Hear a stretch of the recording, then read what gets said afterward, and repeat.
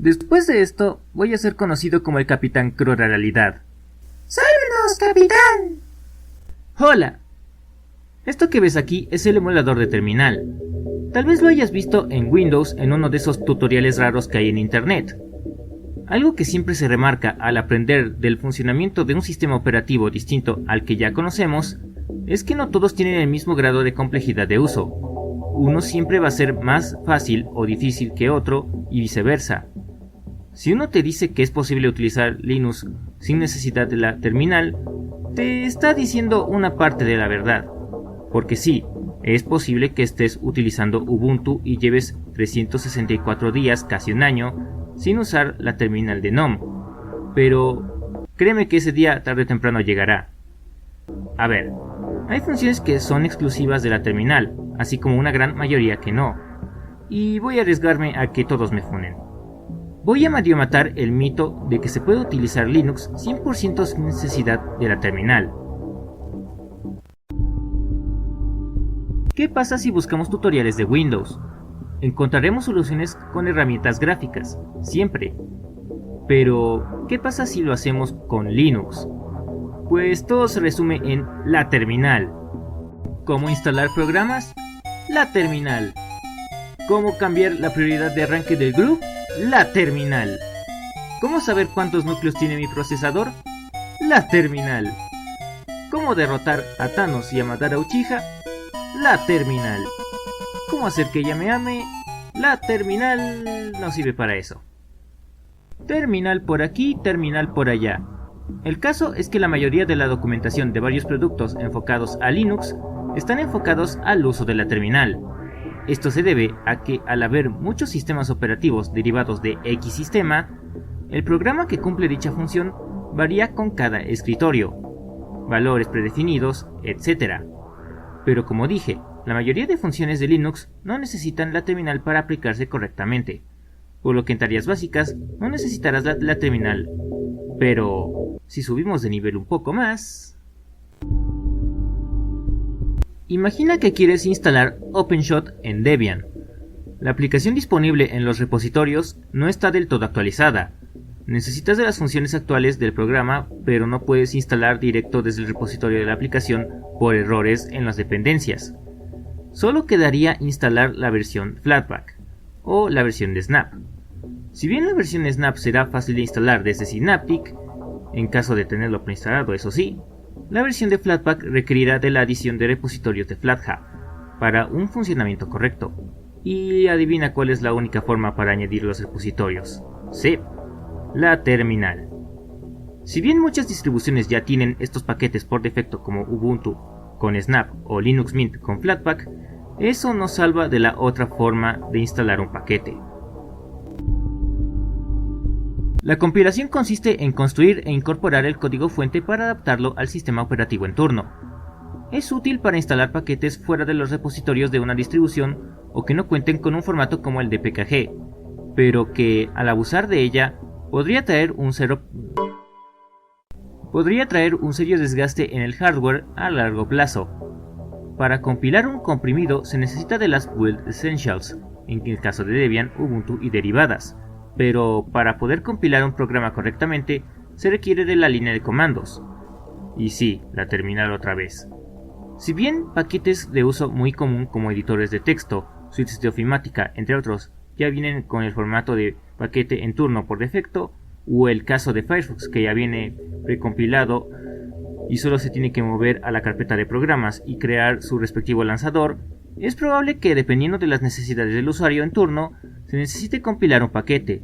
Pero volvamos al caso de Firefox. Se podría decir que el superusuario en Linux es el equivalente al administrador de Windows, con una serie de diferencias, pero para resumir, mientras el administrador se puede activar en Windows por una aplicación, por configuración en cuentas a través de aplicaciones gráficas como el menú de opciones o el panel de control, en Linux la única forma para activar el superusuario sería accediendo como usuario raíz o activando los permisos de superusuario temporalmente. En cuanto a los permisos de superusuario, programas como Synaptic la activan por defecto para la instalación de paquetes.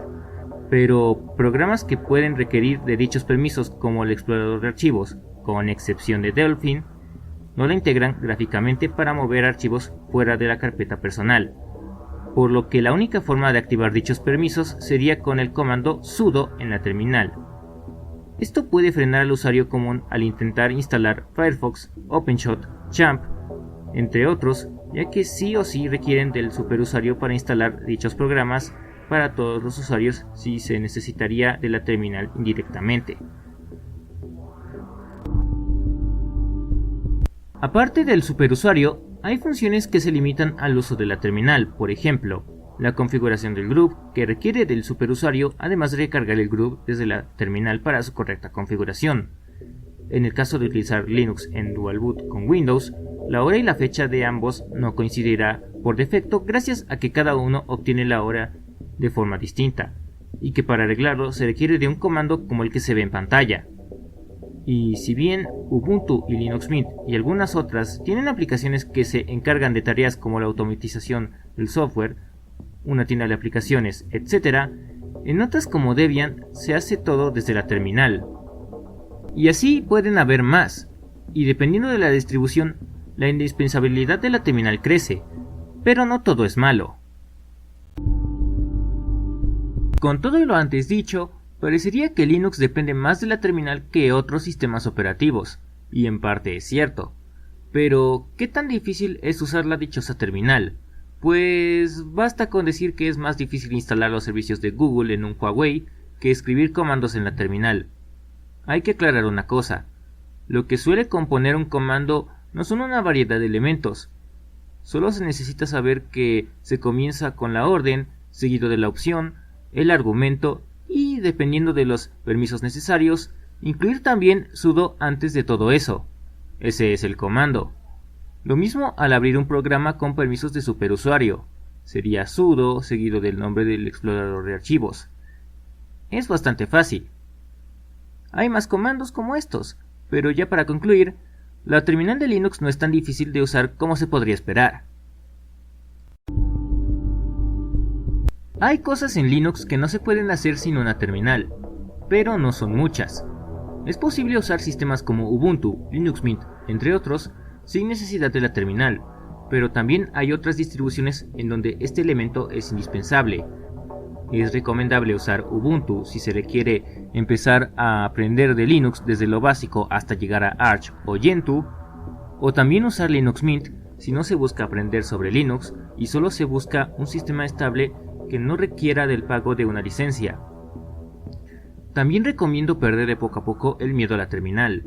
Si bien esta herramienta puede parecer de uso complejo o solo para uso en desarrollo, también puede llegar a ser una herramienta bastante útil en el uso doméstico. En la descripción se puede encontrar una página con los comandos más básicos para el uso de esta. Todo dependerá del uso que le quieras dar a Linux en su día a día. Por el momento eso sería todo. ¿Usas la terminal? ¿Utilizarías Linux a pesar de todo lo que dije? Coméntalo aquí abajo. Si a pesar de todo lo que antes dije, quieres utilizar Linux, pues te felicito. Puedes apoyarme con tu suscripción y la campana activa, así como dejar el pulgar arriba y que la funa no sea tan invasiva. En fin, adiós